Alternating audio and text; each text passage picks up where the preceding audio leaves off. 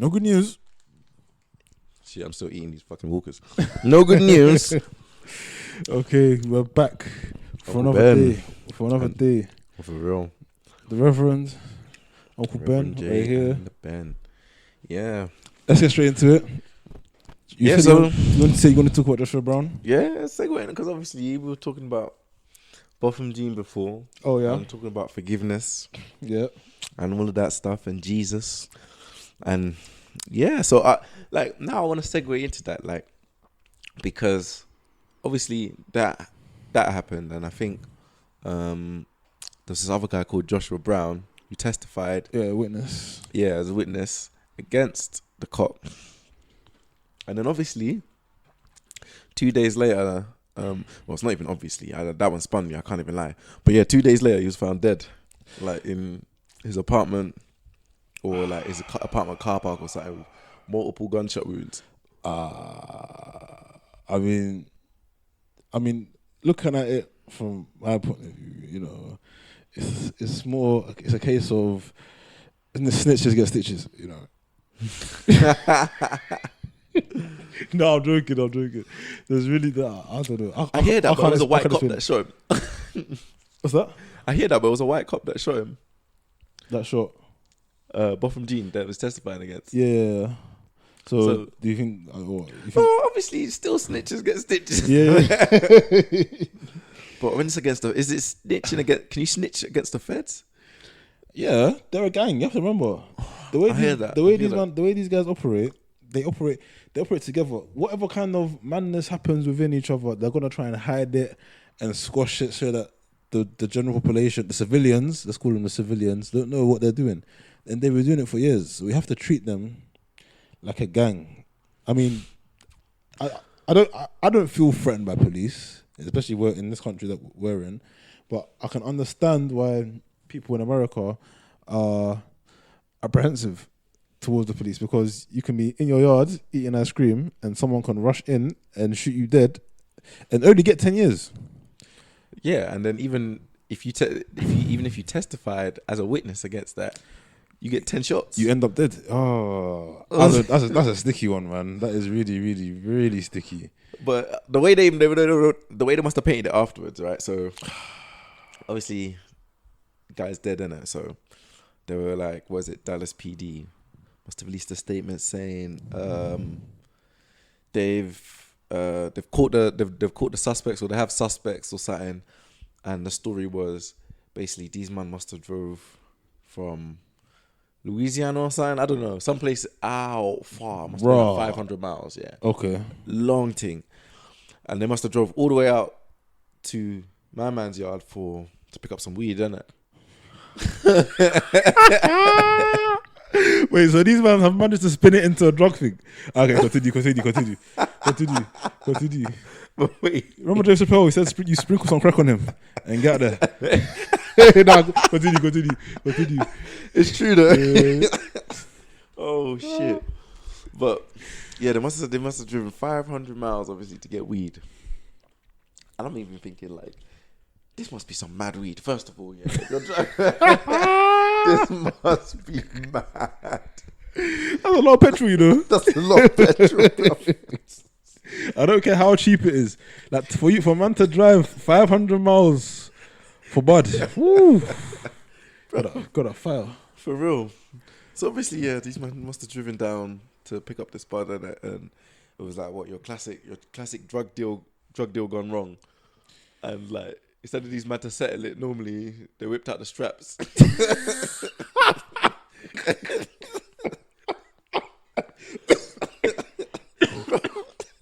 Oh, I was just like, right, these guys be watching these Hollywood videos. Obviously, that happens, isn't it? But like, it's really? Yeah, it's not really, isn't it? It's not really like that. Okay, let's just say what they're saying about this thing is true. Like, you know, the police saying that that it was a drug deal gone wrong. First of all, this guy snitched. Like, this guy went to court to snitch. Like, this guy's selling drugs and he's snitching. Like, for real. Does that even make sense? Bro, that don't make it. I'm telling you, that's like fucking Walter White from Breaking Bad. Like, on his days off, just doing up jury, bro. He's just there. pointing. And I point fingers, bro. Like, yeah, it was that nigga. Yeah, I saw him yesterday.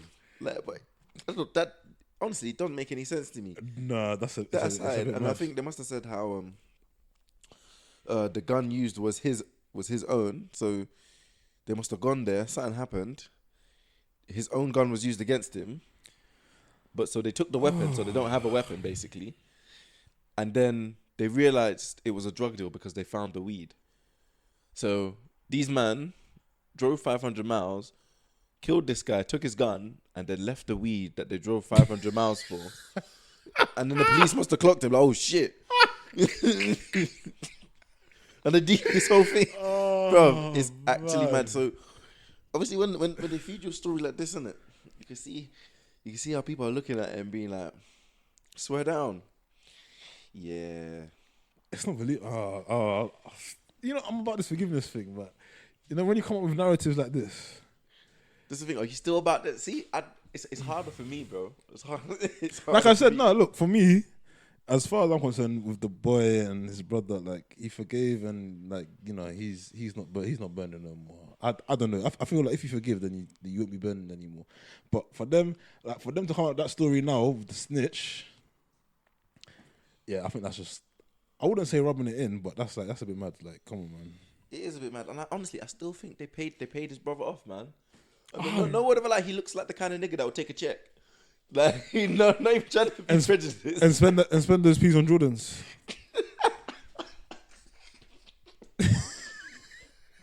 Oh shit! It's true. Do you know what? I mean, what black people tend to not forgive anyway. I'm gonna bring race into this real quick, but yeah, black people are not. I'll do it, fam. Fuck it. Yeah, blacks are not a forgiving kind in my experience. So, you know, maybe it was an insincere forgiveness. Man, I was just thinking about the Jordans. That's how you went for the hug, innit? Just to sell it. They said, they said we'll give you X if you forgive her in front of everybody, and we'll give you X times 2 if you even go for the hug. And if you go for the hug, this man checked in the whole thing. It's mad. He didn't need to hug her. You could have forgiven it, but it does not warrant a hug. It does not warrant a hug under any circumstances, unless you took a fat paycheck. Okay, we're saying all this, but we don't know the guy. We don't know. Obviously, we don't know the brother. Like, I just personally, obviously, and it's all about perspective thing. I just can't see it. And again, it kind of leads off, obviously, from before, innit? Because forgiveness is long. Like, I don't know how you can do it. Obviously, man like Reverend. It takes practice, man. It takes practice. It's not easy, but it takes practice. And when you get there, you feel free. But you can't help but feel like people are being taken for mug. People being taken for idiot. Like, because when stuff like this happens, you're thinking, what is this, WWE? Like, for you to be selling us these stories.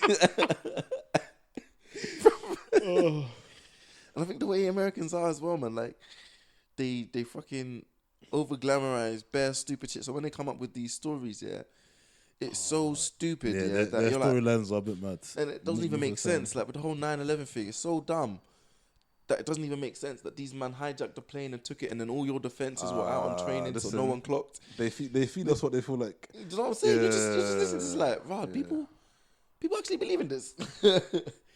It sounds like a very poorly written, like, AA blockbuster movie where the budget was cut at the end, so they had to rush the story. Like, fuck it. Do you know what? Yeah, we'll just make the building fall down, and then no one's gonna ask too many questions. Yeah, okay. With the Joshua Brown thing, that's a bit mad. That's like, there's no way. I'm not believing it personally, but I'm standing by. I don't want to talk about forgiveness too much because, you know, we did go over it before. I'll stand by. I feel like it could be genuine. I mean, obviously, there's things that suggest. I mean, such a young boy in this forgiveness, and he's black. Like, I don't know, man. It's a bit. I can see why people look at it fishy, but me, I'm standing by it. Forgiveness is the way forward, isn't it? But yeah. No, I hear that. Yeah. I hear that. Obviously, I just couldn't do it personally, innit? But I hear that still. Yeah. But it's a sticky one, obviously. 500 miles for weed. Do you know what I'm saying? And you leave the weed. And you leave the weed. Like, I'm already saying, look, 500 miles. You tell me I'm driving more than 20 minutes. Yeah, I'm already looking at you like, bruv. Like, you mad. Man said 500 miles. This thing must be banging, and then you leave it. Nah, you're lying. You're lying. If I came there with my brethren or whatever, like I'd be slapping them all the way back. I'd be like, why? Like, and we took the man's whap. Nah, bro. Man drove 500 miles for a whap and a case. That's what I'm saying. I think it was one of the ones in it where they were like, oh fuck, man. Let's just find these guys. We got them done for something else. They were going to prison anyway. Let's just make them slap this, and we'll be like, yo, reduce your sentence. Listen, take this L, yeah, and we'll work hard. Your bus case in court. Don't worry. Like it's not, they poop these guys from anywhere. This is what I'm thinking. How did they even find these suspects? That lead time was mad. It was immaculate. It was like 2 days afterwards. Yeah, they were like, we found the man who did it. We traced them. They came from here. This, that. And we all know how long it takes for authorities to find. Like they're relying on those snitches themselves. For real. Like, anyway. But then, what it brings me back to what I was saying before. Because now, what message does this send? Not only now does it send the message, to like touch wood, like other white people, like, oh, you can do this and bust case. But it's also saying you can do this and bust case, and we got your back if someone tries it. So yeah, and this one it gets to a sticky one still. No comment. This one gets to a sticky one still. Yeah, because obviously, like, fam, like it's a different world out there, man. I'm glad, obviously, we don't have to go through that kind of madness here, but fam, it's peak. It's peak.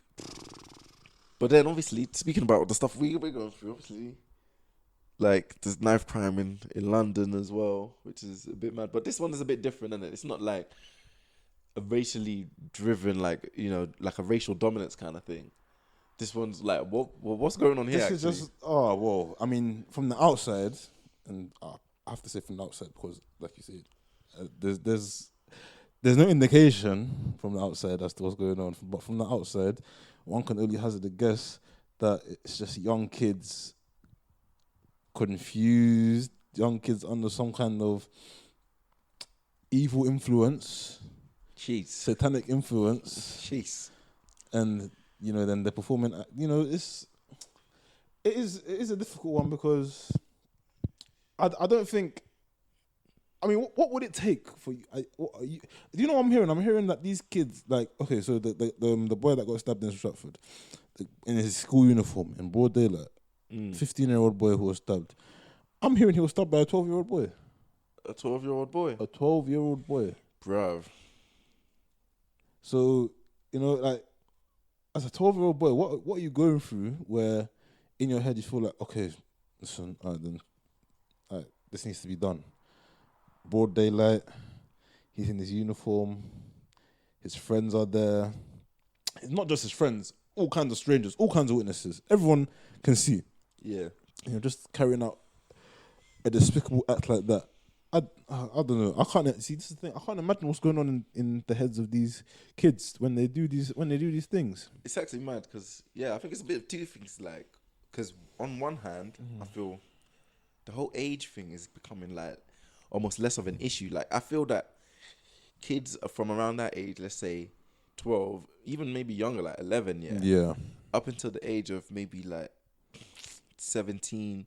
They're all during that like kind of mad impressionable stage. Yeah. And I think mentally, a lot of people can stay at like sort of the same level. So people at 12 basically could be basically the same or act or respond mentally in the same way as someone that's 17.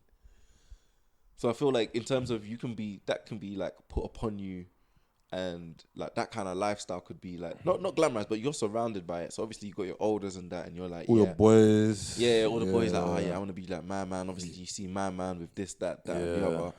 And I think at that age, you're very impressionable. If my man tells you to do something and says, look, listen, you do this, I'll look after you. You do this, and you can take this cut from something.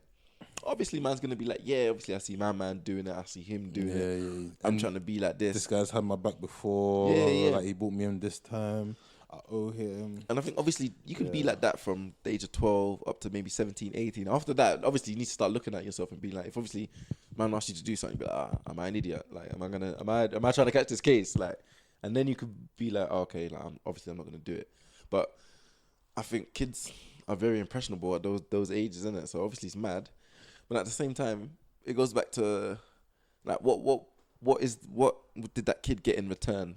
What was the influence on that kid. Is it money that can make him go and stab another guy who I don't think he even knows the guy that he's going out to stab? For real? Under orders, he's going to stab somebody in broad daylight in his school uniform. Can it be money? Is it really worth it? Like money? Well, this is the thing. When you're, as you said, probably 12. Yeah. Someone offered you even one bag, you'll be like, raw. Like, man's offering me a whole bag. Let me try. I'm gonna try and add some kind of perspective to this. 12-year-old kid, single mother, always at work, she's struggling. Like we know the story. Yeah. He's out here on the roads. He sees his mom struggling.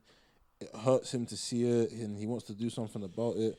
Somebody, an older on the roads, has got an issue with somebody, offers him some money to carry out an act, to go and kill somebody. And you know what? When I think about it, it doesn't even have to be that much because, like you say, a guy's mom struggling, so he's desperate. He's already in his mind. He's in a desperate situation, So he's offered some money, and then you just kill this guy.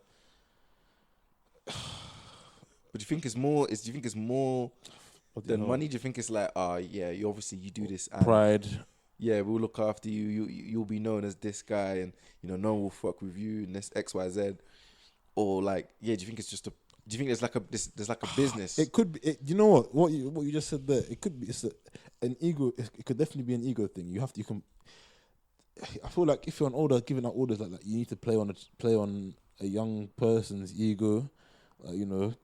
Or your friends will look at you like this. Like it's to kill somebody. You know what I'm saying? That's like that's a crazy form of evil. So like, it's just there must. I guess I understand what you're saying. It can't just be money. It's got to be somebody's been probably playing his mind for a long time. Because these older guys, they're real evil people. Like they're very calculated. They know who's weak. They can tell in the crowd of these young people that they've employed. I use employed in No, they're definitely employed, bro. It's a fucking agency out there, fam. Yeah. So they've employed these young kids, and they see who's weak. They see who's reckless. They see who's about it. Who's really really interested in and who's active. Like who was ready to activate at any time. Then they see the ones the loose cannons, and they know who to choose to carry out these kind of tasks. So no, 100%. I don't know, man. But obviously, it's a lot of things going on, isn't it? It's hard to pinpoint and tackle because obviously, like you said, it's these elders who obviously come to these kids and saying, do this, do that, and very impressionable. It's the kids being in that position anyway to be sort of enticed by that stuff. You could go and argue, okay, what's going on with the parenting? Why isn't the funding there? All right, where's the kid going after school? So many different things. These are all questions that they've been put to people for years since we were in school. Because it's been happening for a long time. Maybe not at this level. Young kids have always been stabbed in London.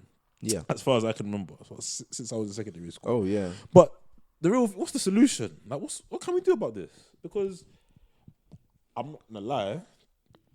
When people say, got to sit down and we have to talk to these kids, I was having a discussion with some friends, some other guys that went to school with as well. Yeah. And you know what? Somebody brought up a point, and it's a very, very valid and fair point, saying that a lot of these kids, they're out there in the trenches. They're actually out there. They're amongst these killers and these mad people. So for us to come out and we're 10 years older, we're not involved, we're working, we're getting money. For us to come out and say, oh yeah, you guys need to do this, like we're dishing out orders and we don't even know what's happening on the roads. It's kind of silly, what I'm saying? Yeah. It's like we don't really know we actually don't know what's happening. So how do we consult these kids and get them to sort of voice because they know what's happening. These kids, they see it, so they know what's going on. How do we get them to voice their concerns and then? Well, I guess that's what it is. Like we have to find a space where they're able to say, okay, we have these fears. This we're afraid of this. This, these are the people causing the problems. This group of people here. But to be honest, even still, what can we do? What are we gonna assemble a hit squad and go after these guys? That's what I'm saying. It's a very, this is one of the ones where you have to tackle the situation from the bottom up. Like it's obviously a very deep rooted issue. Like you said, it's been going on from before we were even born. So do you think that we have to wait for it to? Obviously, you have to come up with a solution, and when you come up with a solution, but when you come up with a solution, it's not going to be an instantaneous thing, Yeah, so, yeah. You know what I'm saying? 100%. So do you think it's something that we have to wait out on? We just have to sort of 100%. accept that this is going to keep happening until a change is made, and even when that change is made, it's still gonna happen. I think definitely it's a deep rooted societal or social problem, isn't it? And a lot of these people aren't actually just getting into the life because it's glamorous and stuff like that. Even though it is glamorized, and there are people that do want to get into the life just because of the glamour of it. There are some people who realistically and economically, it makes more sense to live that kind of life. Yeah, and do you know what? From that, there are people, like a lot of people will say, "Oh, these kids, they're not grateful they don't have any gratitude for what they have." They get free, they get an education, they have the ability to be educated, like unlike kids in third world countries. That's all true, but you also have to remember, look at it from their point of view. Like these kids, first of all, a lot of them they've never left the country. They don't know what's happening outside this country. They've never left the country. That's one point. So you can say, "Oh, there's kids out here suffering." These guys, they don't know about other people suffering. They only know about what's happening to them. That's true. And we can go around saying that they're ungrateful and this and that, but to villainize them doesn't solve anything. It doesn't solve the issue. So yeah, I think definitely that could solve not solve a lot, but that could like change a lot of people's perspectives on the struggle they're going through here. Like if they realize the struggle people actually go through in like other countries, isn't it? But it's an interesting point between struggle and violence, isn't it? Because people are only really violent when they're struggling. When it's desperation. Exactly. Obviously, you get the fuck cases, isn't it? That just like to be violent. I'm not trying to say they aren't people fucked in the world, isn't it? In every walk of life, you will find extremists, but it's a small percentage of people. It's never the majority. And it's a small percentage of people, and that small percentage obviously isn't tying up with.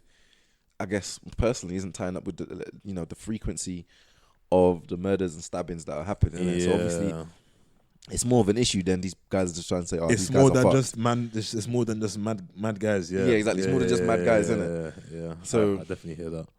I understand what you're saying. Obviously, it's one of them ones now where it's harder to tackle straight away. It's harder to blame one thing. Yeah. There's a whole host of other things. So but I will say stuff like social media is like exasperating or making it worse. Especially with the whole ego thing and people wanting guys like cred and stuff. Like no matter how much you try and tell, I just going off what you say. No matter how much you try and tell a kid, "Oh, you don't need this. You don't need this nice car. You don't need this nice chains." They're not trying to hear it. They don't care because, like you say, all their friends are seeing it and all their friends are saying, "Okay, this is what we're aiming for." Yeah. Are you on board? You know what I'm saying? Are you trying to get this with us? And that's your boy. So yeah, you're gonna be like, "Yeah, man, let's get this money. Let's get this." Yeah, man, I definitely agree with that. Social media helps exacerbate the issue because again, you have people feeling, because logically, if you thought about it and if you knew what was really going on, you would be grateful you'd feel grateful just to be able to have the education the ability to be educated in this country, but it becomes an emotional thing because, like you say, you're looking at this is what social media is made to do. It makes you want to get things or want to buy things, spend money on things, spend time on things that don't really benefit your life. So it takes it, and in some ways it takes away a lot of purpose from people's life. For them to see, rappers and strippers with loads of money on the internet and just living that kind of lifestyle. And you know what? People are motivated to live those kind of lifestyles. I don't know how I'm gonna sound, but I feel like a life without morals, if I will, you know what I'm saying. People are trying hard to live a life without morals because it will bring them money, it will bring them celebrity, it will bring them all those kind of things. So, like you say, it's a deep rooted issue that there needs to be real systematic change. Yeah, Because I personally, from where I'm sitting, I don't see any way we can just say, okay, we're gonna stop and search. Okay, fair enough. People are still gonna listen. I know for a fact, stop and search is not gonna stop people getting stabbed. You might get some more convictions, but guys are still gonna be killed on the road at the same rate. But yeah, exactly. At the same rate. At the same rate. People still gonna carry their knives. They're not afraid of the law. They're really not. So. I mean, yeah, no matter how many you can try it. you put on chicken boxes. You know what I'm saying? I'm not telling people not to try it. You can try it, carry it out, innit? But you're not going to get the results that you think you're going to get. And I'm pretty confident on that. So listen, go out there and do it. Do what you need to do. These politicians and community leaders, do what you feel like you need to do. Because I'm not even against stop and search in the sense of, oh, you're targeting black people. Listen, I don't care about that. They're the people being stabbed in my eyes. So. But what does stop and search do? Stop and search, what does it actually do, realistically, right? On the off shots. Isn't it something that is it's not really a prevention tactic for what you're trying to deal with? Mm-hmm. All it's going to do, you like stop and search, you'll have it in a fucking concert or something, or like some place where you're going in, you're trying to protect a certain area. But if you're just doing that random on the street, what really is that going to do? And can you actually cover every street that everyone's gonna go? Do you remember what guys were doing when stop and search really came in? Like, dude, they were putting all their nanks and all their guns in the bushes. Yeah, exactly. In the bushes, you know what I'm saying? So, really, stop and search is kind of like, you're spending a lot of money and a lot of police time on. It's man. I remember this time where you remember AV. Asian virus. Oh, wow. That takes me back. I remember Asian virus. Yeah. Bruv, I remember I must have seen the... Mad lot. These mad fuckers. But I must have seen them one time. I forgot what that road is. It's near basically Green Street, innit? Yeah. And these are the times it was hot. Like, it was hot. People were getting rushed left, right, and yeah. It was not good for young kids in the community. No. And then like every couple of weeks there was someone getting stabbed. Like it was mad. Schools closing early. I remember seeing them running, innit? And then there was like a bag of them, like fucking, like 10, 15 of them, yeah. Yeah. And they pulled out all these weapons from like a dustbin, basically. Found baseball bats. Wow. Nigga even had a fucking nunchucks, bro. I was like, bro. So they're already. Stop it. How is stop and search gonna? How's it gonna combat that? I mean, you can bring it out, but people want to organize themselves in other ways. That's what I'm saying. People are just gonna get more organized. Yeah, that's all it's gonna do. For this stuff, you can't tackle it from the bottom. I mean, from the top down. Yeah. And to be honest, I think stop and search really is just a political suggestion. Like somebody wants, it's just to gain votes. Like, oh yeah, I'm trying my best to do something. Vote for me again. So I can vote for me, and I'll introduce these stop and searches. Knife crime will fall, and shut up, man. So it is. Like it's when you're looking at it from the top down, you're thinking, oh yeah, like we do these little things there. And then obviously the knife crime's gonna fall accordingly, or these people are gonna suddenly fix up. No, it's not gonna work like that. Yeah, right. It's not gonna work like that. That was those are some mad times. Obviously, this is the thing though. That was when I was about. Like, I don't know what's going on now. Me personally, I just wake up. I'm at work. I'm back. I don't know what's going on. Like in the hoods right now, what these kids are going through. Like, I'm not really social media active, so I don't even know what's personally going on. I remember when we were young, when we were in secondary school, I remember it was difficult. Like, you couldn't even walk in certain areas if you're from a certain area, it was like that. Nowadays, I don't know, maybe sometimes I feel like the news is exaggerating, because when we were like, it was kind of hot. It was still hot when we were young. I remember we had somebody in our year was stabbed as well, was stabbed to death. Oh, yeah. I don't want to sound, I don't know, like I don't believe what's going on is bad, because I do, but I feel like right now it's been sensationalized. Like, it's worse. It's much worse than any other time. Maybe by a number, I'm not too sure, but maybe by a number it could be. But you know what I'm saying? Like, it's like the issue remains. Yeah. From 10 years ago, from 15 years ago, the issue remains. Like, nothing's been done. So they bought in stop and search before, didn't do anything. So yeah, I mean, if somebody thinks they have a solution, I want to hear it personally. I do want to hear if they feel like they have a solution that is not necessarily something that we can work with, that we can implement overnight. If they think you have that, let's do it. Because I've not heard anything. Yeah, that's the thing. That I don't know what the solution is. Everyone's always like, "Oh, these places need more funding and all that." But okay, I'm also a believer you can't just throw money at your problems until they're sorted. Like you have to. That's not what money's for. That's what I'm saying. You have to engage and think about what's going on. But honestly, I think it's a very deep, it's a deep social issue. It's one of them ones where you have to really burrow down to see what go on, because it effectively it's people's lifestyles, the way they think, what they think is important, what they aspire to, and all that stuff. And it's all in the mind. Yeah, that's like you can't just throw money at it and be like, yeah, obviously we're gonna switch do this. No, man, these kids they've seen the celebrity lifestyle, they've seen the money, they've seen the quick whatever, the girls, the drugs, the glitz and the glam, and they're interested, they're hooked. There's it's not easy. It's really not easy. But again, and obviously you got like social media's like, again, I blame a lot of shit on social media. I'm just gonna put it out there. Like I use it personally for like news and memes, but like I think it's actually done a lot more harm to society than good. It's been very detrimental, in my opinion. And I feel I do try and feel like sometimes, a lot of people tell me I'm a subjective person. I feel like I am a subjective person, but people don't want to conversate face to face anymore. People don't want to go out. Like when I say go out, they don't want to go out if it's not like a photo opportunity to show other people their life is not good. And so it's like it takes the fun out of people, in my opinion. It really does. And people are much less secure or much more insecure for it. They're always conscious about what the next person is thinking about them. They're very, very self-conscious about if the next picture is going to get likes or not.